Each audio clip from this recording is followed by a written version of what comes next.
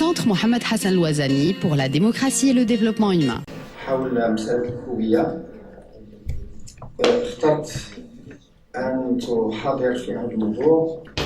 وموضوع الهوية كان هذا الموضوع هو موضوع لا يقبل به الجميع، ولكن الموضوع هو موضوع الساعة وموضوع مطروح على الساحة، واخترت أن تدرسه وتعطي رأيك فيه. وإن كنت تفضل يعني أن تكون لك قبعة الباحث أكثر من قبعة المثقف الذي يعمل على يعني هذا نشر الأفكار ونشر فكرة معينة. بينت لنا أن الهوية هي تنقسم إلى قسمين: هوية فردية وهوية جماعية. والهويات الجماعية هي نوعان: هويات صلبة وهويات رخوة أو ناعمة أو هشة.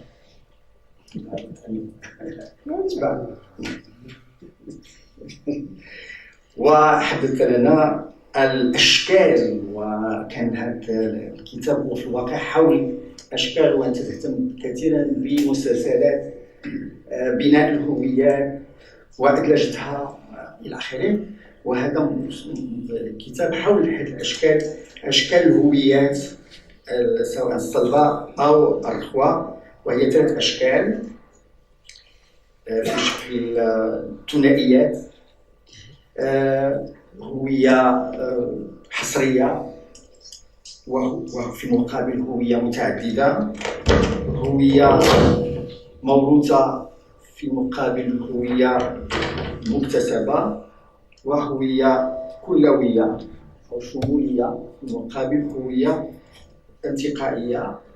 وخلص إلى النتيجة هو أن الهويات التي تبافي عليها هويات الرخوة، وهي الهويات المنفتحة والانتقائية والكونتكستوال، أي الهويات حسب المكان.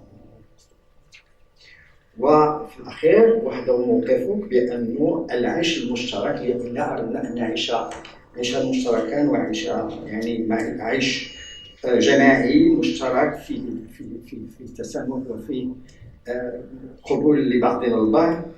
ومن الأفضل أن يسود في المجتمع نوع من الهويات الرخوة أو الهويات ذات حسب مقهى الانتيتي كونتكستوال. وسنفتح طبعا المجال للتدخلات وطرح الأسئلة، وعندنا نصف ساعة واقع نخصص نصف ساعة لهذه التدخلات. وسأبدأ أفتح المجال بسؤال جاء في مداخلتك حول مسألة الأدلاجة، الإيديولوجيزاسيون، الأدلاجة. سؤالي هو: هل كل أدلاجة تحمل في غايتها خطر العنف والنزاع والقيد على الفرد، أو هناك أدلاجات التي بالعكس تفيد، بالعكس تكون منفتحة؟ هذا عندي مسألة. يعني هل من الأفضل أن تبقى الهويات بدون إدلاجة حتى يكون هناك التسامح والانفتاح إلى آخره، أو إذا حصل إدلاجة سنسقط في الانغلاق؟ عندي أسئلة أخرى، لكن أترك هذا السؤال سأطرحه الآن وأفتح المجال، وأتمنى أن من يتدخل أن يقول المعرفة بنفسه وكيف نعمل. ربما نأخذ وقتين. بسم الله الرحمن الرحيم. طالب باحث أدب. طيب، أريد أن أسأل. طيب، أشكره أولا على الأخ القيم. كيف يعني أعطتني سؤال: كيف يمكن للإنسان المغربي وهو الذي بدأ منذ الثلاثينات إطار يعني إنسان وطني أن يحافظ على هويته التي يعني طالما يعني طالما آملة على يعني المحافظة عليها، وكيف في نفس الوقت يبني هوية مطابقة ل يعني هوية حداثية. بالنسبة يعني انطلاقا من هذا السؤال، الهوية المغربية هي هوية ذات مرجعية إسلامية محضة. كيف نوعتم هذه الهوية بين ما هو فردي وما هو جماعي وما هو اجتماعي؟ الهوية هي والهوية واحدة، يدخل فيها ما هو فردي وما هو جماعي وما هو يعني لا يمكن أن نقسمها إلى ما ليلة وهجة. وما تقرأكم لمستقبل الهوية المغربية في ظل هذه الظروف الحالية؟ شكرا. بما أنه جميع الهويات كلها تستقيم، مع علم أنه قلت أنه les identités sont impératives. واش نرجعوا الأصل فينيقيين، أمازيغيين، عرب، إسلاميين، باش نجبروا راسنا مغاربة. على ما علم أنه تنجبر راسي أنا من نهار خلقت يومنا هذا بشر لا هادي لا هادي لا هادي نهائيا. فلهذا خصنا نمشيو واحد الوقيته باش نتأكدوا الهوية ديالنا بالضبط. صعيب حسب العام ديالك، صعيب بزاف. وشكرا.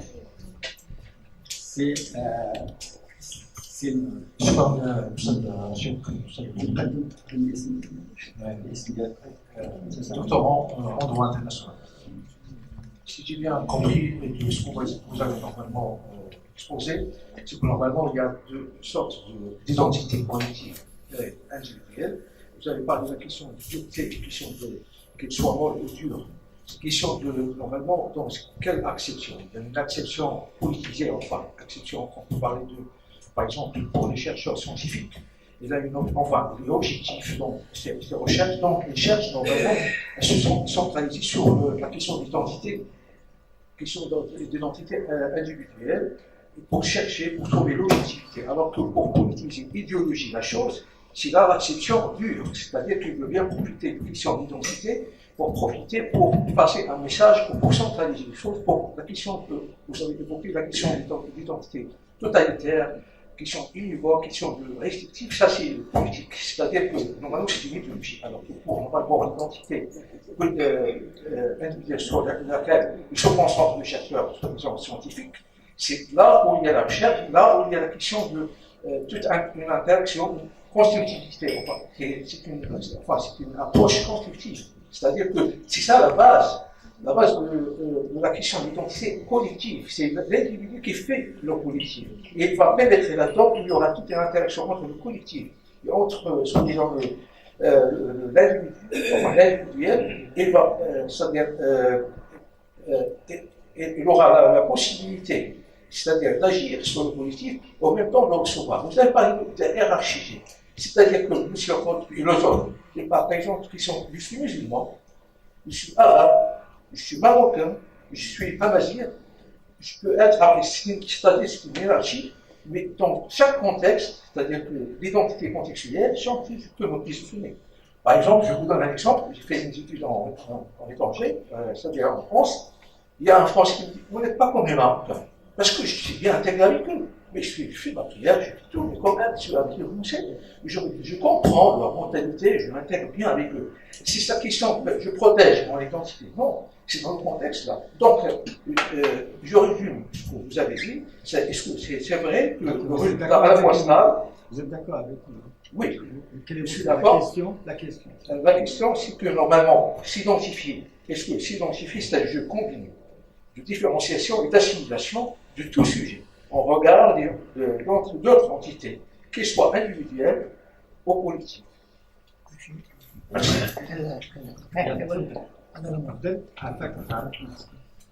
عبد الرحيم علوي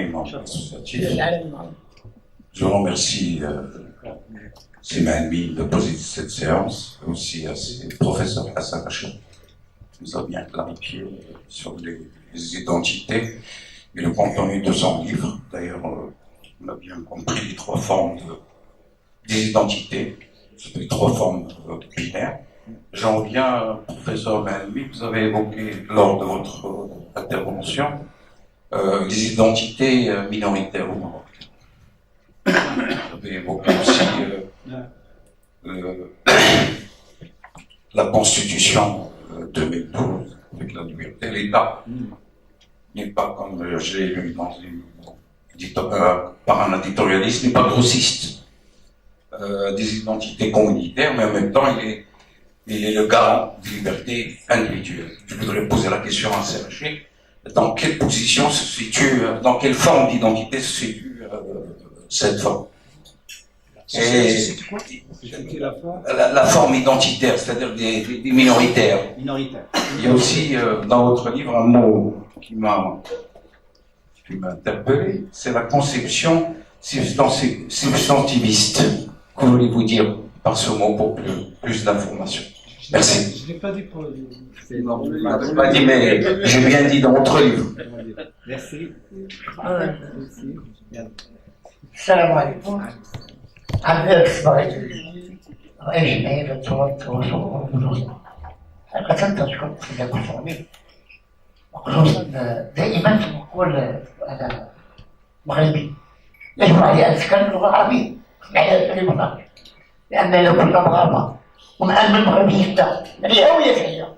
كنا نآمن بمغربيتنا ونآمن بوطننا. نتكلموا مع الشباب ومع المجتمع المغربي بلغتنا العربية. هذه الأولى، وصل عليها بشكل محترم. فيما يخص الحرية. أصحاب كلاشنيكوف دابا. أصحاب كلاشنيكوف. ما سمعتش. كلاشنيكوف. لا والله. أحترموا وأقدروا كأحترمكم. اللي يهمنا احنا كنمزحنا. نعم احنا كمغاربة. احنا كمغاربة. عندي واحد الواجب وطني. وتقول أننا احنا من أمازيغ أو من المرابطين أو من الطوائف هي في المغرب في التاريخ المغربي. فمثلا نشوفوا احنا كأدريسة مثلا. واش احنا ما عندناش هويتنا هو الإسلام؟ واش ما عندناش طريقة اللي هي فيها الاعتبار على الهوية ديالنا الحقيقية هي لا إله إلا الله محمد رسول الله؟ إذا كان عندنا هوية ومن الهوية اللي تنبغيوها حنايا ونبغيو على الأهداف ديالنا ونبغيو على الآباء ديالنا تنقولوا على أنه حنا مغاربة وخصنا نثبتوا نفوسنا على أن المغرب هو وطن اللي في الواقع الأصل ديالنا مغاربة والأصل ديالنا هو أو العروق ديالنا هو الجذور ديالنا هما الآباء ديالنا اللي خلاو لنا المآثر ديالنا التاريخية وكذلك اللي هما ربنا شرعنا المغربيين اللي في الواقع عطاونا واحد الأشياء اللي هي ضميرنا وتنشكروا جميع الأساتذة وأعظم السنيون. شكرا سيدي السلام عليكم. شكرا. إذا طيب اسمح لي. Bonsoir. Je remercie M. Rachar pour sa conférence intéressante sur les identités, éloge des identités molles.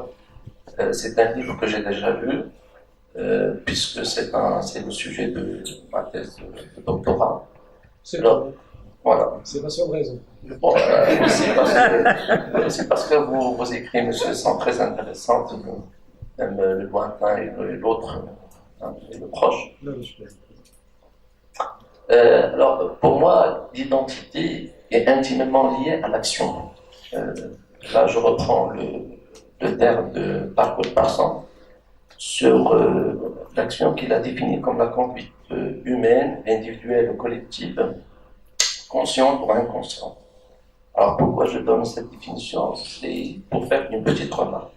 Je ne vous critique pas parce que je ne suis pas encore placé, peut-être j'ai besoin de 10 ans, 15 ans pour vous critiquer constructivement. Alors, parce que pourquoi vous n'avez pas insisté sur l'aspect fond de l'identité? L'aspect? Le fond des identités. C'est le contenu. C'est-à-dire des valeurs, des idéologies, des connaissances de telle ou telle identité, afin de faire la confrontation entre ces différentes identités pour pouvoir définir le Marocain du XXIe siècle. Deuxième observation par rapport aux identités, pourquoi il n'y avait pas les deux approches? Bon, c'est bien que c'est le carrefour de plusieurs disciplines multidisciplinaires, mais pourquoi on ne traite pas l'identité selon les deux approches, l'une historique et l'autre constructiviste? Historique, c'est-à-dire figer l'identité de X, c'est ceci, cela, c'est-à-dire qu'on ferme ses inputs, on ferme ses outputs, donc rien n'ajoute. Et la deuxième approche, l'approche constructiviste, qui consiste à dire que l'identité est toujours en évolution, en changement perpétuel. Vous avez dit que les nationalistes sont eux qui ont créé la nation. D'après ma connaissance, et en se référant à la définition de l'État, parce que la nation est née avec l'État-nation, avec la construction des États, en se référant à la définition de l'État, c'est un peuple, un système de gouvernance et des frontières. Donc, je pense que ce ne sont pas les nationalistes qui ont créé la nation. Le Maroc a connu l'État depuis, l'État-nation depuis. Alors, dernièrement, c'est ma dernière remarque, j'ai commencé à faire un petit peu le terrain dans le cadre de ma thèse de doctorat et je suis parti vers les Faradan, c'est le Haut-Atlas, à Ouarzazate, 80 km vers Minette.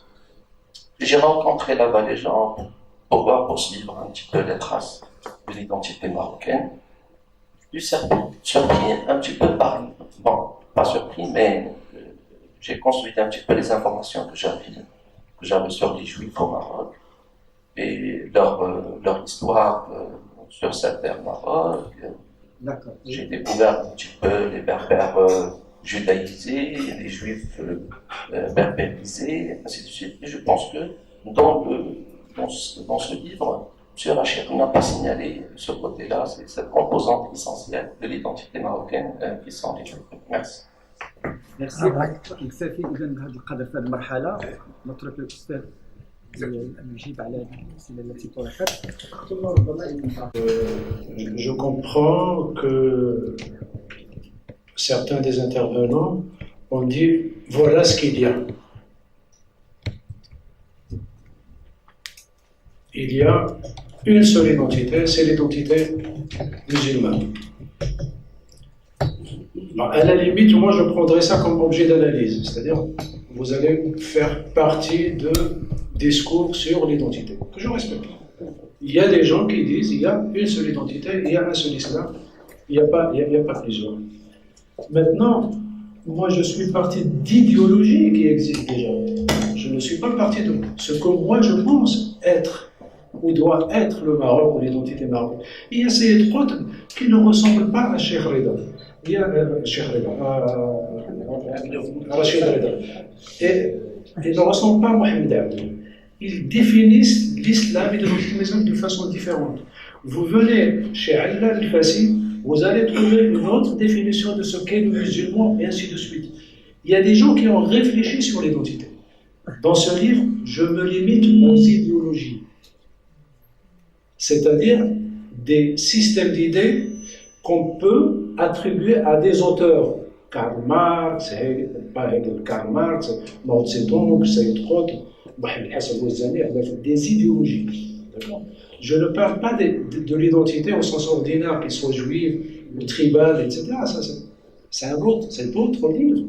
Je parle des idéologies et des formes qu'ils assignent aux identités.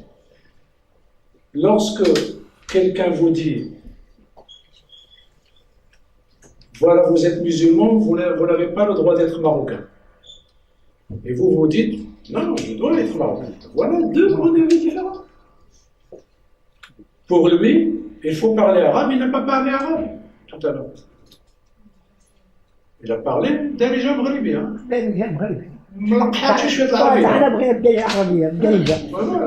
Voilà, donc dire que je suis arabe, je dois parler arabe et ne pas parler arabe par la suite, c'est un peu paradoxal. Il faudra parler arabe par la suite. Et arabe, arabe. Même Ouacha, c'est berbère. Donc il ne faut pas dire Ouacha. Il faut me dire Aïna'am. Aïna'am. Bon, ça c'est pour. Juste pour atténuer ça. Donc, moi, j'essaie tout simplement de vous dire il y a deux niveaux du discours. Il y a le vôtre, que je respecte. Je suis en train de dire contextuel, donc je dois le prendre en considération. Mais moi, je n'analyse pas ce type de discours, j'analyse les idéologues. Maintenant, que veut dire l'islam au Maroc? Vous avez une idéologie sur laquelle j'ai écrit. L'idéologie de l'islam marocain, l'islam maghrébi. Ça, c'est l'idéologie. Il y a un idéologue, il y a un ministre, il y a des ulama, il y a des gens qui parlent. Il y a même, avant, hein, les nationalistes ont parlé de l'islam marocain. Qu'est-ce que c'est que l'islam? L'islam marocain, etc. On nationalise l'islam. Hein? Voilà. Donc ça, voilà une idéologie. Voilà une autre idéologie. Donc il y a pas, on ne va pas dire il y a uniquement l'islam, il y a un seul islam. C'est votre point de vue, c'est bien. Mais votre point de vue n'est pas ce qui se passe. J'allais dire de l'arrière. Donc il faudra au moins avoir ces deux.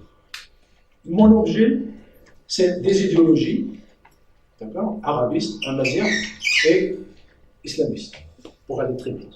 C'est ça l'objet.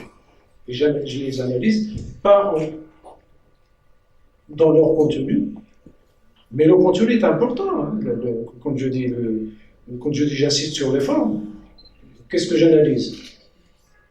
J'analyse des formes, mais auxquelles j'attribue des contenus, où il y a des contenus. La patrie, c'est un contenu. Sauf qu'elle soit exclusive, soit intégrée dans la dimension religieuse. Soit je dis je suis musulman et marocain, soit je dis je suis uniquement musulman. Vous avez les deux formes, mais avec un contenu. C'est l'islam dans un cas, la marocanité et l'islam dans l'autre. Sauf que moi, j'insiste sur le contenu. Les classifications partent, pardon, j'insiste sur les formes. Je ne parle, mais le contenu, il est toujours là. Revoyez le film de Salah ad-Din Ayyoubi. Hein? Peu importe. Revoyez le film de Salah ad-Din Ayyoubi. Le plus important ici, c'est Youssef Chahine. Juste après la révolution de Nasser. Salah ad-Din Ayyoubi est présenté comme un arabiste, pas un musulman. Et c'est là où les choses. Donc, arabiste, avec des chrétiens, avec un chrétien qui combat à côté de Salah ad-Din Ayyoubi contre les chrétiens, parce qu'il y a un chrétien arabe, il y a un chrétien qui ne l'est pas. Et donc, vous avez une idéologie arabiste qui est mélangée dans le film, il faudra voir. Moi, je m'attendais, quand j'étais jeune, je m'attendais l'islam, je ne vois pas l'islam. J'ai vu que l'arabité. J'ai revu le film par la suite, j'en parle dans le livre. Donc, l'idée de contenu est toujours là. Vous ne pouvez pas échapper au contenu. Sauf que ce contenu-là, vous le classez en fonction des formes. C'est tout. En fonction des formes. Alors, très rapidement, parce qu'il y a beaucoup de choses, mais bon,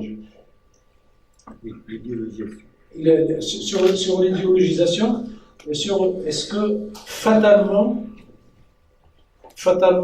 l'idéologisation des identités aboutirait à la violence? Non. Je viens de dire, s'il y a une idéologisation du type Mohamed Abdou, il n'y aura pas. S'il y a une idéologisation du type frère musulman, c'est possible. C'est potentiel. Ce n'est pas réel, mais c'est potentiel. C'est-à-dire lorsque vous avez un des auteurs d'une organisation. Mohamed Abdou n'avait pas d'organisation. Afghani n'avait pas d'organisation. Rachid Rida n'avait pas d'organisation. Il y avait une revue derrière. Mais lorsque vous avez un auteur, une idéologie, une organisation, ce qui n'est pas le cas, vous pouvez voir dans l'histoire de l'islam, vous n'avez jamais trouvé voilà, Daesh ou autre. Donc, lorsqu'il y a idéologisation, c'est pourquoi je dis dans l'introduction, il y a des contextes, il y a des intérêts, il y a des processus, etc. Mais je ne vais pas parler de cela. Donc, dans un livre, il faudra viser un but, il ne faudra pas parler de tout. Donc, non, il y a des idéologisations qui ne sont pas forcément violentes. D'accord. Ce serait pas fatal. Alors, oui, le Bachar, oui, c'est une autre idéologie. Humaniste, qui nie toutes les identités, quelles qu'elles soient. Je suis humain et humaniste, c'est une idéologie. Ou je suis citoyen du monde, ça existe maintenant. Mais maintenant, allez, citez-moi quelqu'un comme Saïd Qutb pour ses idéologies. Vous n'allez pas les trouver. Vous allez trouver quelques briques par-ci, briques par-là. Une idée se cristallise une fois que vous avez un auteur, deux auteurs et une organisation derrière qui mobilise pour que les gens adhèrent à cette idéologie. Le nationalisme l'a fait. Sinon, ça va être des petites idées par-ci, par-là, par YouTube, Facebook, etc., qui sont là. Je suis citoyen du monde, tu es citoyen du monde, bonjour, bonjour, et puis c'est tout.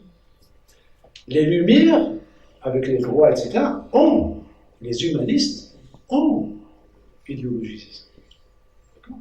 Les droits humains, les droits de l'homme, oui. Sur cette question très lancinante de la nation a toujours existé ou pas toujours existé. Alors, si on dit que même en Occident, le concept de nation est moderne, est récent, et ne dépasse pas le 19e siècle. Ne me dites pas qu'il y avait la monarchie, et qu'il y avait la France, qu'il y avait des frontières, qu'il y avait la Scandinavie, qu'il y avait l'Angleterre. Oui, il y avait tout ça. Mais c'était des entités qui n'étaient pas des entités nationales. Il suffit qu'il y ait un mariage entre deux familles pour que les États soient annexés et constituent un État. L'exemple que je donne dans le symboliser la nation, c'est là où je parle de la genèse de la nation marocaine, au sens moderne du mot, ça ne veut pas dire que les Marocains n'existaient pas. L'exemple que je donne, c'est un village, comme j'ai travaillé sur un village, sur des villages, vous avez des hameaux, et le village, tout le village, vous avez une mosquée, pour tout le village, et le Maroc, selon lequel j'ai travaillé, qui est l'emblème un peu de l'emblème du village. Donc on s'en ensemble. Thanksgiving, mais à la berbère. Alors lorsqu'un mot a grandi, il a grandi, le hameau a grandi, qu'est-ce qu'il a fait? Il a construit sa propre mosquée et il a célébré son propre marouf. Pour dire, voilà, je vous dis. Maintenant, est-ce que ce hameau n'existait pas avant? Si, il existait. En tant que maison, en tant qu'individu, en tant que tagrour, en tant que ceci, il existait, oui. Mais sur le plan moral, il n'existait pas. Les emblèmes de son identité n'existaient pas. Qui est dans le monde berbère, la mosquée. Tu veux être un groupe, Timsgida. Tu n'as pas de mosquée. Voilà, une agglomération de maisons quelconque. Le Marouf peut venir, peut ne pas venir, mais la mosquée est très importante. Donc ce groupe existait, mais depuis la célébration du Marouf et la construction, c'est une autre entité qui n'a rien à voir avec le hameau ancien. C'est ce centre. Les individus sont là, ils sont anciens, je les connais depuis 30 ans. Mais le centre, si je veux le dater, je ne vais pas le dater à travers la biographie de Houria Louazani. Non, c'est à travers la Bible. Le centre, il est né quand? Ce centre 2014. Ne viens pas me dire, non, ce centre est ancien, mais écoute, mais Louazani, moi je le connais, il m'a enseigné le droit administratif en 1967. Vous voyez, donc les Marocains étaient là, bien sûr, on dit, mais le mode de groupement, qui n'est ni tribal, ni régional, ni confrérique, c'est un mode de groupement nouveau, qui est la nation. Il faudra qu'on comprenne ça. Ce n'est pas une insulte par rapport à ma marocanité. Ce n'est pas en disant que la nation marocaine a existé de tout temps que je vais devenir fier et que je vais pavaner. Non, ces jeunes-là ont créé la nation marocaine idéologiquement. J'ai parlé des fêtes tout à l'heure. Les fêtes nationales n'existent pas. Quelles fêtes nationales? La première fête que des Marocains vont fêter en tant que Marocains, musulmans et juifs, c'est la fête du trône. Toutes les autres fêtes, ils les fêtaient en tant que musulmans. Ou en tant qu'appartenant à une localité. Ou en tant qu'appartenant à une confrérie. Il n'y avait pas une fête que les Marocains célébraient en tant que Marocains avant 1933. Vous pouvez dire le contraire, c'est votre choix. Mais il faudra me dire, bon, quelle est cette fête nationale? Mais c'était en tant que musulman. et se greffer sur là des fêtes locales, Boujloud, Bourgdain, et Charloudel, et ainsi de suite. Donc, il y avait les deux. Il y avait la date qui est une date de la fête musulmane, mais il est célébré localement avec des rites locaux que d'autres ne performent pas. Donc, ce n'est pas, je le dis, je le répète, ce n'est pas minimiser l'histoire de notre pays. Oui, il peut aller jusqu'aux Romains, il peut aller jusqu'aux Phéniciens, il peut aller même au-delà. Mais c'est une autre histoire du pays, pas de la nation. À ce moment-là, il faudra, vous pouvez inclure, vous savez, les Mauritaniens parlent de Morabitoun. Pour eux, ils sont partis de là. Leur label, vous dites au sud de l'Atlas, eux, ils disent Morabitoun. C'est la même. Ça, c'est de l'histoire. Avec une autre géographie, avec un autre territoire, où il y avait Tlemcen, où il y avait Sousa, où il y avait Qayrawan, où il y avait Tombouctou. Regardez les anciennes cartes. Tombouctou, où il y avait Changuir, on ne peut pas confondre tout ça. Enfin, en tout cas, moi, je ne les confonds pas. Voilà. Ah, substantiviste, non. Il a lu, hein. Je suis obligé de... Non, vous savez, nous sommes les chercheurs et les sujets, les gens, les acteurs qu'on étudie ont en commun cette approche substantiviste. Vous pouvez trouver un chercheur, sociologue, il y en a beaucoup, au Maroc et ailleurs, qui ont cette conception essentialiste du groupe. C'est-à-dire que le groupe ou la communauté qu'il va étudier, il va la décrire, la définir à partir d'éléments objectifs. Le nom, le territoire, la langue, la religion, et ainsi de suite. D'accord ? Moi, je ne suis pas dans ce genre d'approche. Donc l'approche que je défends, c'est une approche où je prends en considération la manière dont les gens se définissent eux-mêmes. Ce n'est pas à moi de dire tel groupe est, les Marocains sont, ou les Juifs sont, ou les Berbères sont. C'est en partant, c'est les deux, c'est en partant de la manière dont les gens se décrivent que j'essaie de les analyser. Il y a du respect pour les gens, donc ce n'est pas à moi d'imposer. Et puis il n'y a pas de substance, c'est-à-dire que demain les gens vont dire moi, voilà, je suis autre chose, je vais vous suivre. Alors qu'une approche essentialiste ou substantiviste, c'est la même chose, mais essentialiste, voilà, elle fige les gens.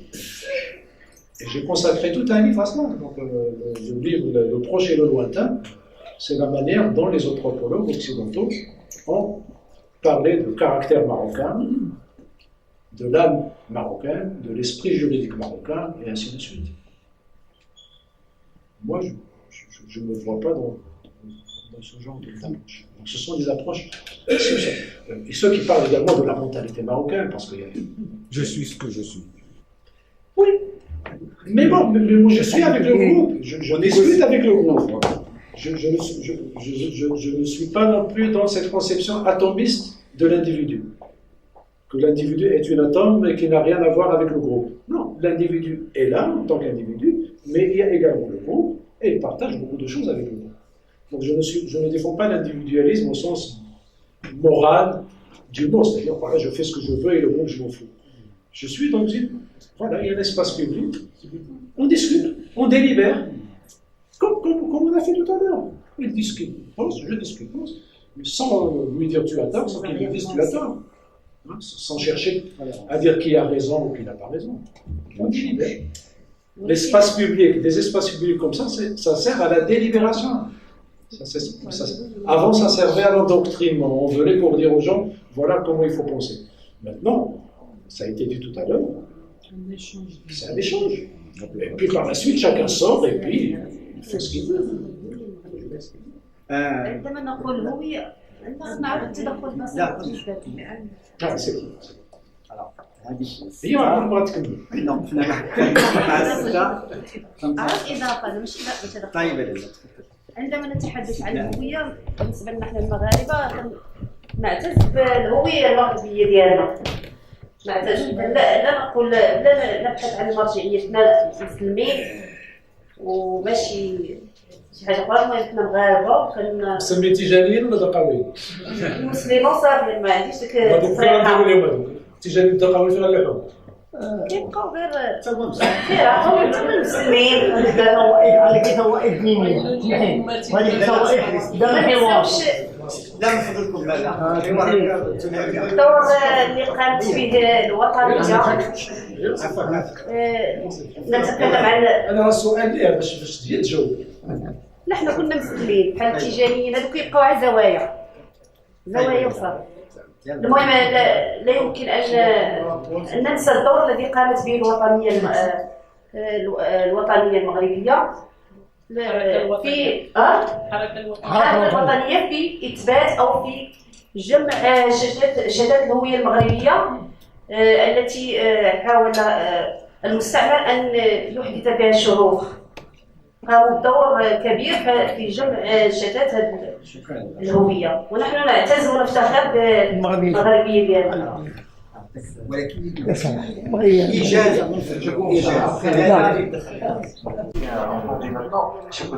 Il y a un sujet, par exemple, d'identité.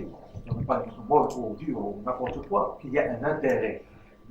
Malmi a parlé de violence, il y a en tant qu'idéologie, la question de l'identité. Donc, il y a un intérêt, qu'il soit chez le politicien, qu'il soit chez les individus, qui veut bien avoir un refus et certaines sécurités dans le groupe.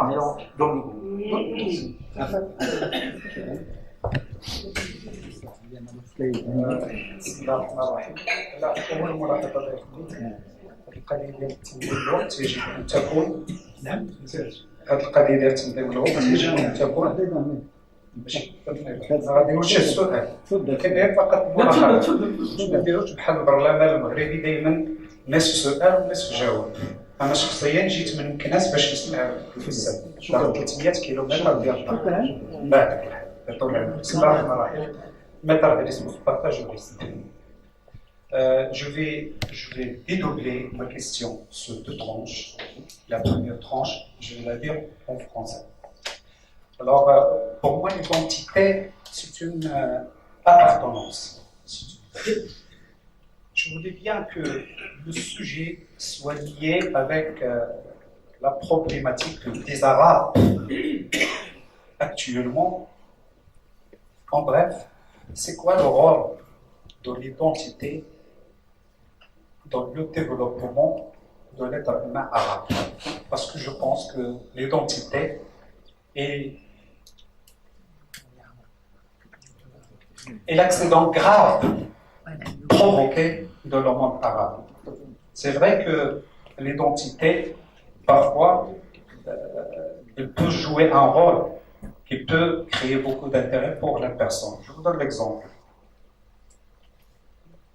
En France, lorsqu'on se prépare pour un examen, la première question, c'est quelles sont vos capacités. Aux États-Unis, la première question, c'est quel est votre savoir-faire.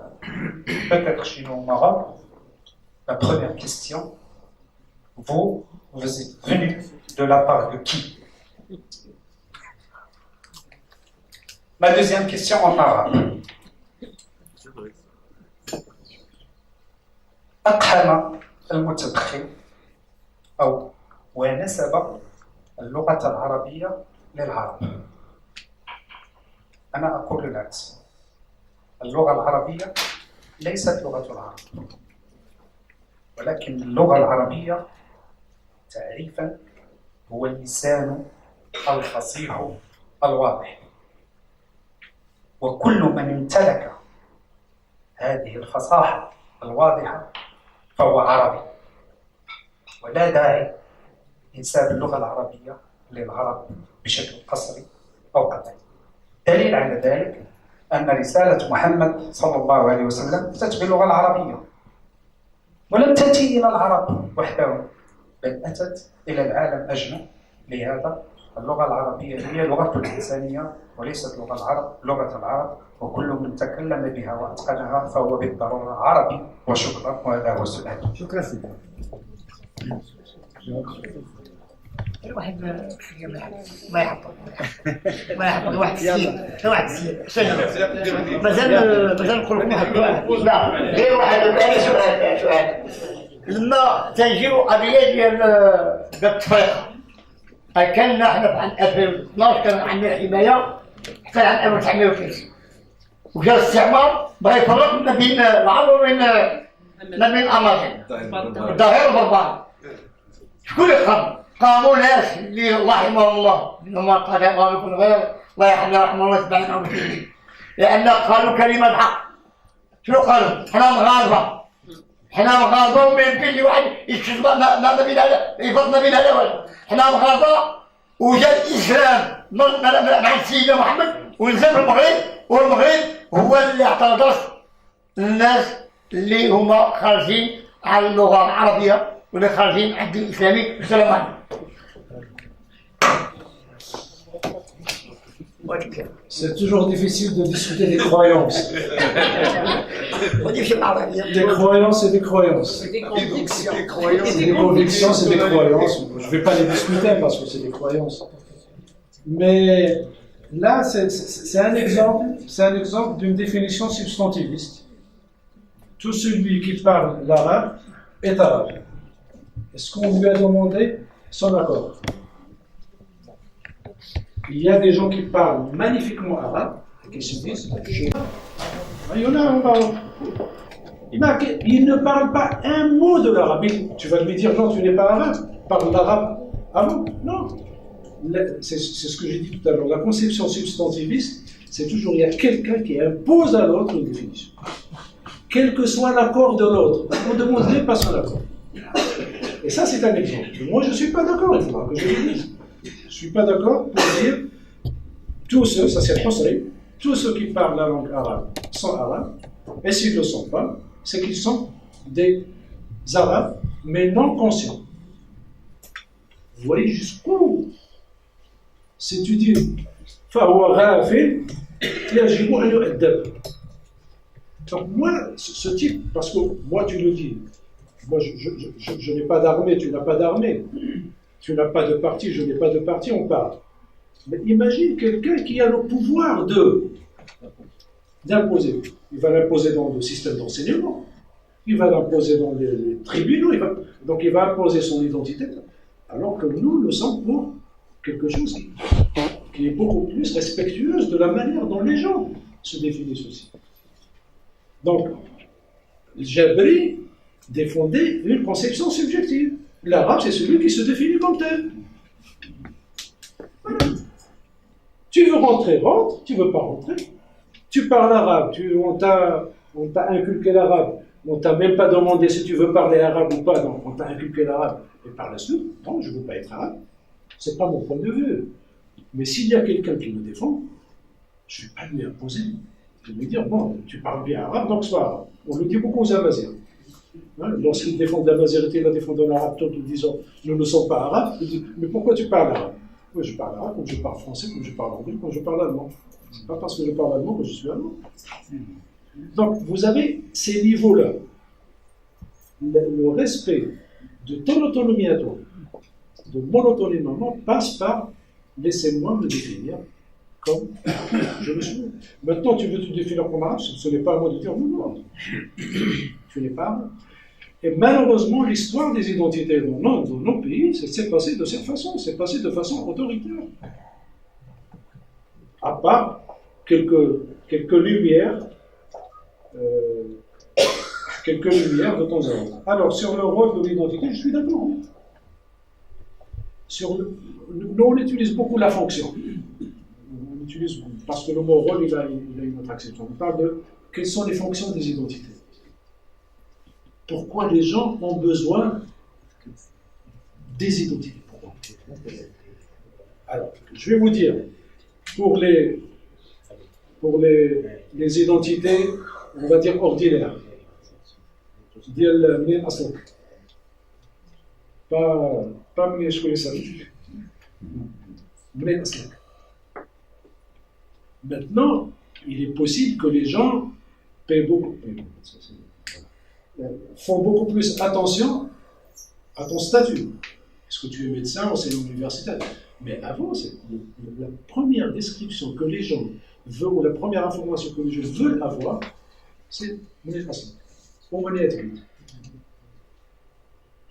Et là, il va te situer. Je suis de ceci, je suis de cela, il a ces petits clichés, il va te situer. Ces stéréotypes, il va te situer. Et donc, cette information, est-ce que cette information est importante maintenant ou pas? Libre à vous, chacun. L'autre, c'est qu'il organise les interactions entre les gens. Il y a une magnifique étude de Clifford Gill sur la nisba dans le bazar de Safo. Et il vous dit à quoi sert la nisba, c'est-à-dire des bazar. Tu dis dans un bazar, comme dans Derbrandler ou ailleurs, le prix, l'information n'est pas crédible. Le prix n'est pas crédible. Tu peux te faire avoir sur la qualité, sur le poids, sur beaucoup de choses. Et l'une des manières de contourner ce contexte-là, c'est d'avoir un partenaire de la tribu, de la confrérie, de la cité, etc. Et c'est chez lui que vous allez acheter. Donc il y a un rapport clientélisme. Et la même chose dans une société comme la nôtre. Tu as parlé maintenant de Mnins Shkoul Seftek. Pourquoi Shkoul Seftek? Pourquoi ce rapport de client à client? C'est tout simplement parce que les structures étatiques ne sont pas transparentes. Et je ne peux pas compter sur l'État pour arriver à un service ou pour réaliser un service. Donc je suis toujours obligé d'être pistonné.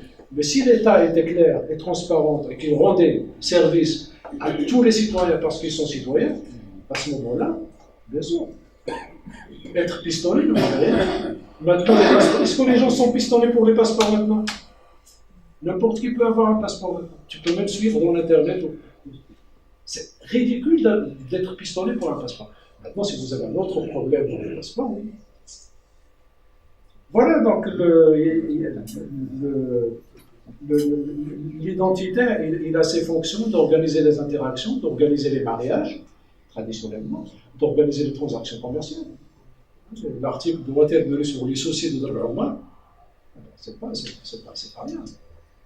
Les gens ne se mariaient pas maintenant. Bien sûr, on vit dans une grande ville où les choses ont beaucoup changé, où les identités anciennes ordinaires sont supplantées par les identités idéologiques. C'est autre chose. Mais avant, ça servait à classer les gens.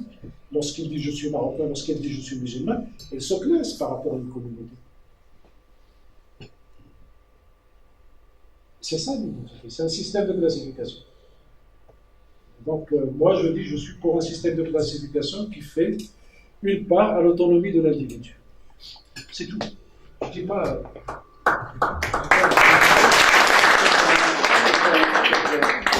رشيد على هذه المحاضرة تدخل الأجوبة أيضا كانت مفيدة وواضحة، وأشكر الحضور أيضا على الاستماع وعلى المشاركة، وإلى فرصة أخرى إن شاء الله، وأدعوكم إلى الشيء.